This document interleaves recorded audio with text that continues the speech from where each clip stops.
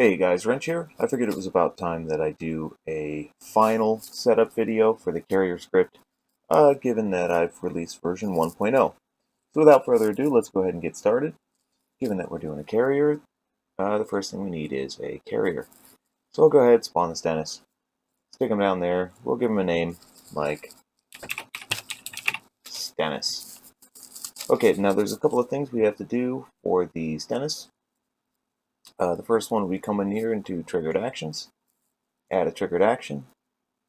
We need a perform command, activate TACAN, whatever you want. 5.5 works well, and STN, which will show up on your HUD, and unit Stennis. That's really more important if you have multiple units in the group, but I'll go ahead and select it anyway because we're not anything. And we'll go ahead and give it a name, not that it matters. TACAN Stennis.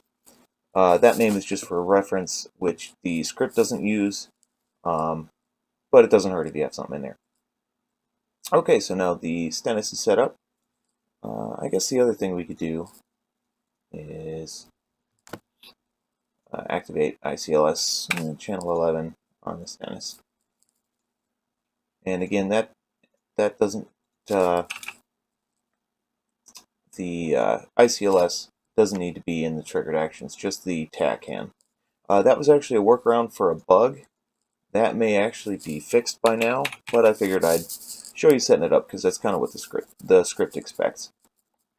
So the only other thing that we have to make sure we do is in our triggered actions, if you do set it up in the course of your mission to have more than one triggered action, make sure that the TACAN is the first one, has that number 1, right? So let's say we added, we wanted to turn invisible at some point.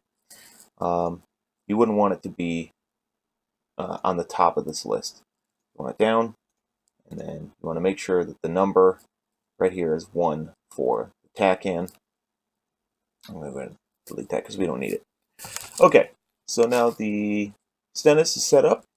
Let's go ahead and set up the script. So this does use Mist, so at mission start, do script file, and we will open up, one too many there. Alright, let's select Mist. Now to make this a little quicker, I'll just hit clone, open, come over to where I have the script saved, which is right here. And then we're going to go new, do script, and we'll go ahead and paste this in. This is basically the call for the script. So there's a bunch of stuff in here. The first one we're going to do is go ahead and set up the carrier itself. So what I'm going to do is copy the name just to make sure I don't make any typos here. Come back in. So unit 1, get rid of that. We're going to put in a string of the name. So that's single quote, the name of the unit, single quote. Alright, now we're going to use Charlie time because I expect that's what most guys want to do. So dist IP just has to be any number. I'll pick 1, reasonable place to start. Now the LARC is the time between, that's the launch and recovery cycle, meaning from able to recover to able to recover. So, and that is in minutes. So I'll put 60. And then tanker, we'll come back to once we have our tanker set up. So let's go ahead and do that. We're going to come down here, go to refueling. For some reason it doesn't seem to like that sometimes. There we go. You have to spawn it first for whatever reason. Come down to our S3B, which is what the Navy would be using. We'll go to edit, put him right on top of the Stennis, and then take off from ramp. Go ahead and configure his TACAN, which does not require anything special. I like to give TXO for Texaco. And we'll go ahead and do the unit as well. I'm going to change the unit name to tanker_1. Okay, so that's everything we need to do to get the tanker set up. Other than we just have to add a waypoint. Doesn't matter where it is, just has to have one waypoint or DCS gets confused. So we'll go ahead, copy him, his name specifically. And then this one that says tanker, what we need to do is this has to be a table of strings. So whereas the Stennis is just a string, this is a table.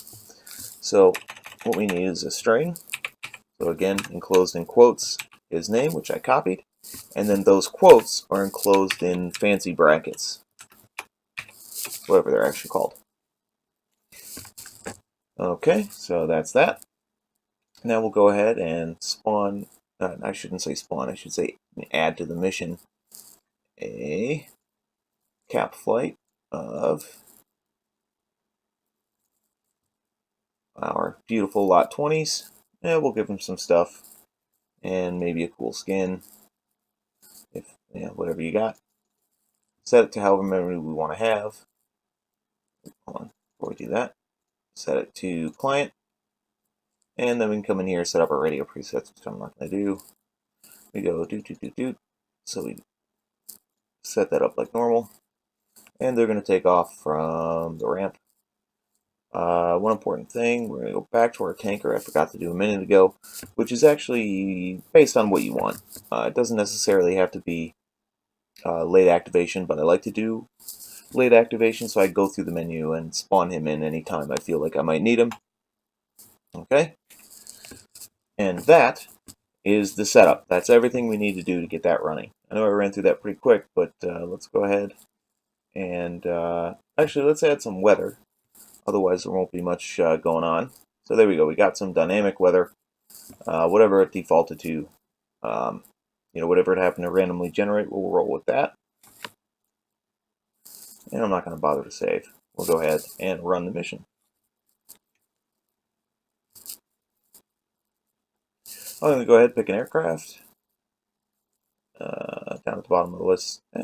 Yeah, down at the bottom of the list there, just so that I'm on the far side of the carrier. Although, of course, it doesn't actually matter. Just send you to the first spot. Okay. So here is where I spawned, apparently. That seems like a really weird place to spawn an aircraft, but oh well. Okay, now we can see that the carrier is already turning. So he's going to go ahead and turn into the wind. I'm going to come in here and say carrier script, Stennis query, and it says he's turning to 1-2, meaning 012 is the bearing that he's going to go ahead and turn to.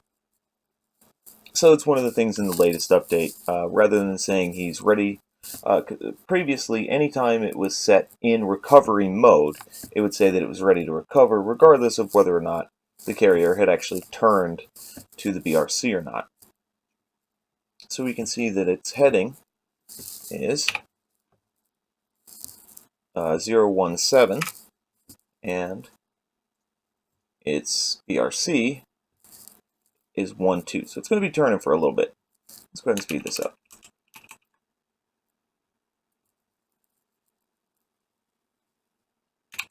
Oh, of course. That was my fault there. I forgot that there's magnetic variation to take into account. So there we go. So now it's ready to recover. Charlie time, 57 minutes. So that's saying it's going to be 57 minutes of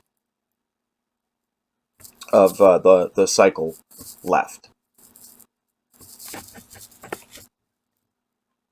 Okay, so let's go ahead and spawn our tanker. We go back into F10, carrier script, Texaco, spawn Texaco. I'm just going to go ahead and speed this up. Dumpty. Those little engines pulling up. I don't know if he's actually going to be able to get around where I have my aircraft parked. Because again, that's a really dumb place to have it. So I'll just go to spectator, get that aircraft out of the way. Dumpty. Back to regular speed here. Now, have a look at our tanker. He's going to go ahead and do his clearing turn. And you'll notice that he is not going to his previous waypoint.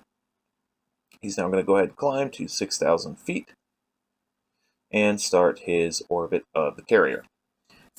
One of the problems with DCS, it's been a thing for a long time, is aircraft given waypoints via script won't fly a really super smooth flight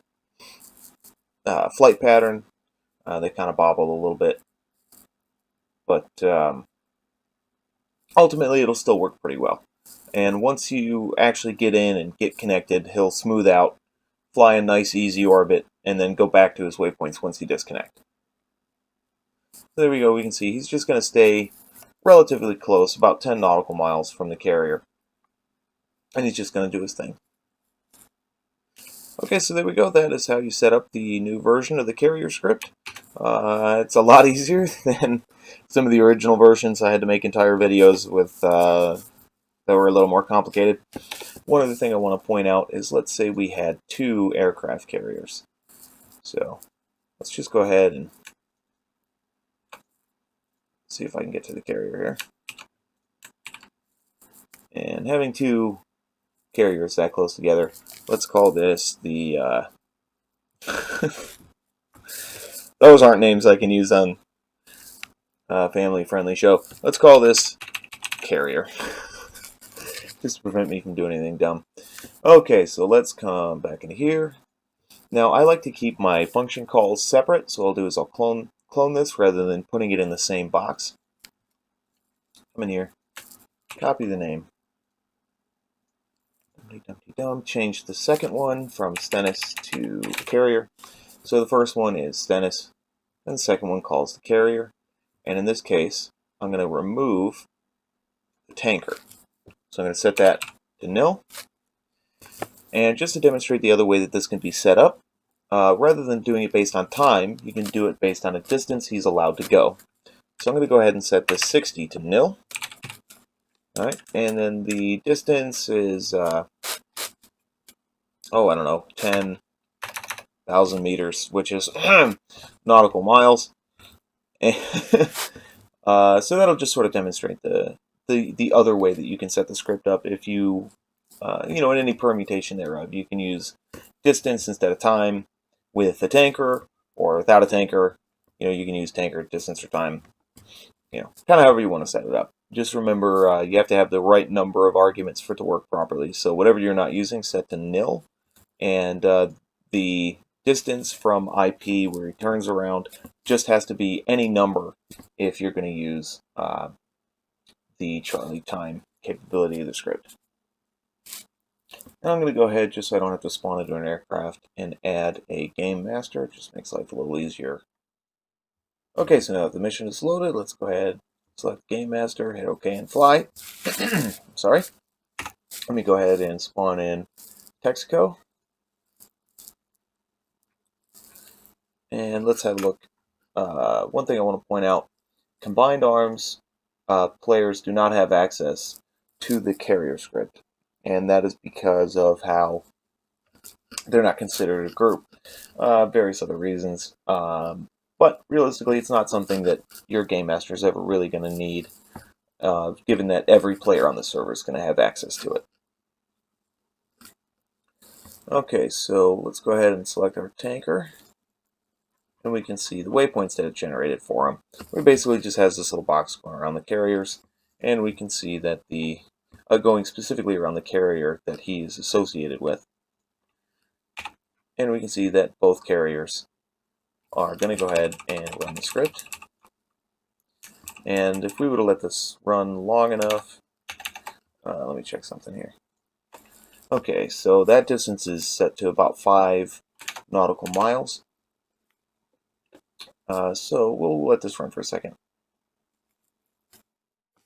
Okay, now we can see that the second carrier is now turning because he has run his full 5 nautical miles. So now we're going to go ahead and slot in. Again, this will be on the other carrier, but it doesn't matter for our demonstration purposes here. And we can actually see the carrier over there. Now I'll have access to the menu. So I'll come in here, go to carrier, which was that second one, and I'll query. And we see that it's returning. Now we're not going to get a Charlie time because it's not using Charlie time. So if the carrier's using Charlie time, it'll tell you how long it'll be until you can... Oh boy, that looks like he's coming right at us, doesn't it? I don't know how good the AI for ships is, so this could get interesting. Let's pause here a second and just see what happens. Okay, yeah, he's going to make that turn. He'll make that turn easily. Something to be aware of, though. If you have two carriers too close together, they may actually run into each other when they turn around. Worth noting. Alright, so, where was I? If you're using it with a carrier that does have the Charlie time or launch and recovery cycle used, it will actually tell you how long it will be until the aircraft carrier gets back to its initial point, turns around, and gets back on BRC. It's estimated, but it should be pretty close. Within about a minute or so, which I think is pretty reasonable. Let me see our other carrier. They're just slowly drifting back. Their combined speed's only about 46 knots or so. So the carrier that is still, the carrier that is still following the wind, he's on his recovery cycle. He's making 20 knots because there's about a 5-knot wind, I expect. Let's have a look. Wind, 4 meters per second. Let's see what that would be. Now again, we're using dynamic wind, so those won't be exactly accurate. But that's about 7 knots. But again, with the dynamic weather system, those values are going to be a little bit off.